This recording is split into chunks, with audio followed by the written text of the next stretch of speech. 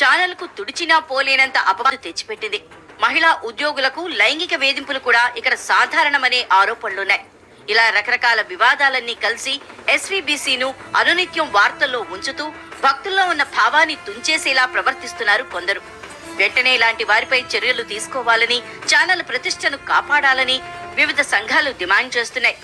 ఉద్యోగస్తుణ్ణి చేర్చుకునేటప్పుడు నాకు హిందూ భావాల మీద నమ్మకం ఉంది, నేను హిందుత్వాన్ని పాటిస్తాను, లోపల బయట అన్ని చోట్లలో కూడా నేను ఈ ఉద్యోగంలో ఉండి ఈ డబ్బు తీసుకున్నంత వరకు కూడా హిందూ భావజాలానికి తగినట్టుగానే ప్రవర్తిస్తానని చెప్పేట్లుగా ఒక కాగితం రాసుకుని ఉద్యోగాలు ఇవ్వాలి.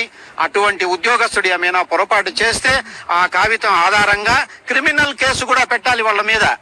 ఒక ఆఫీసు నుంచి ఒక భక్తుడికి అలాంటి పోర్న్ వీడియో వెళ్ళడం ఎంతో బాధాకరమైన విషయం. ఎస్వీబీసీ ఛానల్లో ఇలాంటి వాళ్ళు ఎంతమంది దుష్టులు ఉన్నారో అప్పటికే విజిలెన్స్ వాళ్ళు ఒక కన్నేసి మొత్తం జల్లెడు పట్టి వేరేసి ఉండాల్సింది. కానీ విజిలెన్స్ వాళ్ళు ఎటువంటి పరిస్థితి చేయలేదు, వాళ్ళు నిద్రపోతున్నారనడానికి ఇది ఒక నిదర్శనం.